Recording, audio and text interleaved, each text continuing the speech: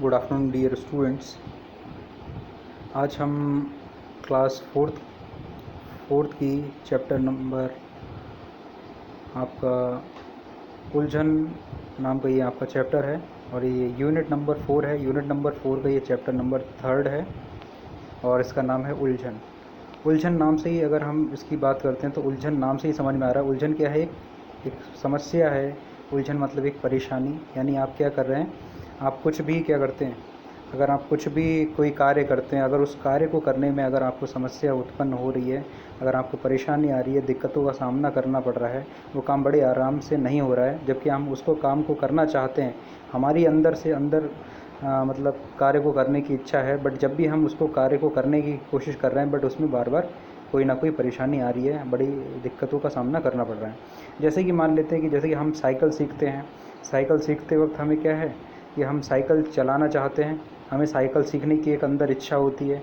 उस इच्छा हमारे अंदर तो होती है, बट जब हम साइकिल सीखने जाते हैं और 2-3 बार गिरते हैं तो कभी कभार हमारी हिम्मत भी टूट जाती है गिरने के बाद कि भाई अब लगता है हमारी बस की बात नहीं है कि हम साइकिल सीख पाएँ। सेम इसी टाइप से अगर हम कोई मैथ में अगर हम पढ़ाई भी करते हैं तो बहुत सारे सवाल हमारे सामने ऐसे आते हैं।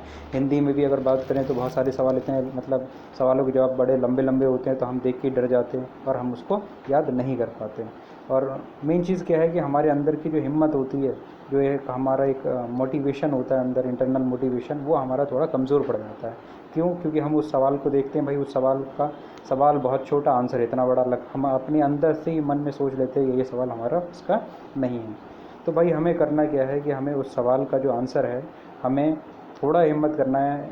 हो सकता है आपका जो क्वेश्चन है वो थोड़ा टफ कोई भी आपके केवल क्वेश्चन की बात नहीं, आपके जीवन में ऐसी कोई भी परिस्थिति अगर आती है, हो सकता है वो परिस्थिति बहुत ज़्यादा कठिन हो, वहाँ से निकलना बहुत मुश्किल हो, बट ऐसा कोई भी काम नहीं है जो बहुत ज़्यादा मुश्किल हो। अगर आप लगातार उसका प्रयास करेंगे, अगर कोई पढ़ाई की बात करें तो पढ़ाई में भी लगातार प्रयास करेंगे, या किसी भी चीज़ को, नई चीज़ अगर आप सीखना चाहेंगे तो सीखने चाहने की लगातार जब तक आप मेहनत करेंगे तो एक टाइम वो ऐसा आ ही जाएगा कि आपको वो कार्य में सफलता मिलेगी, वो चीज़ आपको आ जाएगी। आपको अगर पढ़ना चाह रहे हैं या अगर नए क्लास में आप अच्छे मार्क्स लाना चाह रहे हैं, अगर आप लगातार मेहनत करोगे उस फील्ड में तो आपको सफलता मिलेगी, आप ज़रूर आप उस चीज़ में कामयाब होंगे। तो सेम चीज़ इसमें क्या है कि उलझन इसमें चैप्टर है और इसमें समस्याओं के बारे में ही दी है, और ये समस्याएँ मेन चीज़ जो है रिलेटेड क्या है, हमारी पढ़ाई से, हमारे जीवन दैनिक कार्यों से ये जुड़ा हुआ है। अगर हम बात करते हैं जैसे कि यहाँ पर कुछ टूल्स आप देख पा रहे हैं कि भाई यहाँ पर पेचकस है, यहाँ पर स्क्रू ड्राइवर टाइप का पड़ा हुआ है, टीवी, एक कंप्यूटर भी है, कुछ किताबें हैं। तो हमारे जीवन में यहाँ पर एक इस टाइप पे थोड़ा फ़ोटो यहाँ पर मिसिंग है। यहाँ पर क्या है कि एक बच्ची बनी हुई थी और बच्ची क्या कर रही है, सोच रही है अपनी समस्याओं के बारे में कि जो भी हमारे दैनिक पढ़ाई से लेकर हर पूरे जैसे जैसे हम बाहर निकलते हैं अपने घर से या अपने समाज में, तो हमें किन किन दिक्कतों का सामना करना पड़ता है, कैसी कैसी हमारे पास सामने मतलब समस्याएं आती हैं, उन सभी समस्याओं के बारे में हम बात करते हैं। सबसे पहले चलो हम इस कविता को लिखने वाले जो कवि हैं उनका नाम है सुरेंद्र विक्रम जी ने इस कविता को लिखी है और बहुत ही शानदार, बहुत ही अच्छी किताब यहाँ पर कविता लिखी है इन्होंने, और कविता का नाम क्या है, उलझन। अब हम इस कविता को प्रारंभ करते हैं, स्टार्ट करते हैं। पापा कहते बनो डॉक्टर। अब देखिए, अब इसकी पहली लाइन में ही आप समझ गए होंगे कि आखिर कौन सी समस्याओं का बात यहाँ पर की गई है। पहली लाइन में बोला है पापा कहते बनो डॉक्टर, माँ कहती इंजीनियर। अगर हम अपने बच्चों की बात करें, जैसे कि छोटे छोटे बच्चे होते हैं, उनको छोटे से ही घर वाले क्या करते हैं, प्रेशराइज़ करना शुरू कर देते हैं कि आपको डॉक्टर बनना है। भाई बोलता है कुछ और, बहन कुछ और बोलती है, पापा कुछ और कहते हैं, दादा कुछ और कहते हैं, नाना कुछ और कहते हैं। मतलब सभी लोगों की, जितने भी परिवार में सदस्य होते हैं या आपके फ्रेंड्स रिलेटिव्स जो भी होते हैं, वो सब क्या करते हैं, अपनी अपनी राय देते हैं कि भाई ऐसा बनो वैसा बनो। ठीक है, तो यहाँ पर भी कविता में वही हमारी दैनिक जीवन की एक स्टोरी के रूप में एक कविता जो है उसी की एक छोटी सी छवि यहाँ पर इस कविता में ली गई है। तो पापा कहते बनो डॉक्टर, माँ कहती इंजीनियर, कि पापा कहते हैं कि डॉक्टर बनो बेटा, और माता जी का जो मम्मी जी हैं उनका कहने का मतलब है बेटा तुम इंजीनियर बनो। भैया कहते इससे अच्छा सीखो तुम कंप्यूटर, और भैया जी जो हैं, जो बड़े भैया हैं, उनका ये राय है कि ये सब ना तुम डॉक्टर बनो ना तुम इंजीनियर बनो, इससे बेस्ट तरीका ये है कि तुम क्या करो, इससे अच्छा ये है कि तुम सीखो क्या करो, तुम सीखो कंप्यूटर, तुम्हें कंप्यूटर सीखना चाहिए। अगर तुम कंप्यूटर सीखोगे शायद उससे भी बेस्ट लाइन आपको मिलेगी। आप कंप्यूटर डॉक्टर ना बनो, डॉक्टर बनने का मत सोचो, इंजीनियर बनने का मत सोचो, आप क्या करो, सबसे बेस्ट तरीका आपके लिए ये है कि आप कंप्यूटर सीखो। चाचा कहते बनो प्रोफेसर, और चाचा जी जो हैं उनकी एक अलग राय है, वो ये चाहते हैं कि आप बड़े होकर प्रोफेसर बनो। चाची कहती अफसर, और चाची ये चाहती हैं कि कोई भी आप एक उच्च दर्जे का एक अफसर बने। दीदी कहती आगे आगे चलकर बनना तुम्हें कलेक्टर, और जो दीदी जी हैं, जो बड़ी बहन है, वो ये चाहती हैं कि बेटा तुम आगे चलकर थोड़ा मेहनत करो और आगे चलकर तुम एक कलेक्टर बनना। बाबा कहते फ़ौज में जाकर जग में नाम कमाओ, और जो दादाजी हैं जिनको बाबा कह दिया गया यहाँ पर, ठीक है, तो यहाँ पर क्या है, बोला गया है कि बाबा कहते फ़ौज में जाकर, बाबा जी जो हैं, जो दादाजी हैं, उनका ये राय है कि बेटा तुम फ़ौज में जाओ और जग में नाम कमाओ। फ़ौज में जाकर, वहाँ जाकर मेहनत करो, देश की रक्षा करो, और वहाँ देश में रक्षा करने के लिए आप क्या करेंगे, अगर वहाँ देश की रक्षा के लिए वहाँ पर जाते हैं फ़ौज में, तो आप क्या करेंगे, ज़रूर 100% आप क्या करेंगे, जग में नाम कमाएंगे। तो जग में, फ़ौज में जाकर आप जग में नाम कमाओ, ये दादाजी का कहना था। दीदी कहती घर में रहकर ही उद्योग लगाओ। दीदी जी दूसरी बहन है, जो दूसरी बड़ी बहन है, उनका ये कहना है कि तुम क्या करो, कि तुम घर में ही रहो, और घर में ही रहकर क्या करो, घर में रहकर ही उद्योग लगाओ। कोई ऐसी उद्योग यानी फैक्ट्री तुम खोलो, और जिसमें एक घर जो कारोबार है वो घर में ही चले, आपको जिसके लिए बाहर जाने की कोई ज़रूरत ना पड़े। आपके सारे के जो कार्यकाज हैं, जो आपकी धन की उत्पत्ति हो, सारे के सारे घर में ही हों। सबकी अलग अलग अभिलाषा।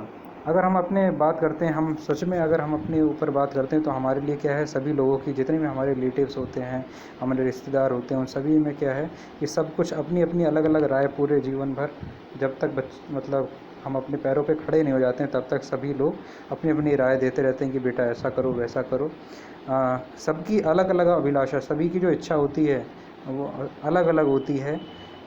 सबका अपना नाता, और सबका नाता रिश्ता सबका अलग अलग है, और अपने रिश्ते के हिसाब से, नाते के हिसाब से वो अपनी अलग अलग राय देते हैं। लेकिन मेरे मन की उलझन, मगर मेरे जो मन के अंदर जो चल रही उलझन है, जो मन के अंदर चल रही समस्या है, कोई समझ ना पाता। इस समस्या को कोई समझने की कोशिश तो नहीं करता है, जबकि और समस्या बढ़ाते रहते हैं लोग कि ये बनो, वो बनो, जिसकी वजह से हम और भी ज़्यादा कंफ्यूज हो जाते हैं कि भाई हमें बनना क्या है, क्या रास्ता हमारे लिए सही है।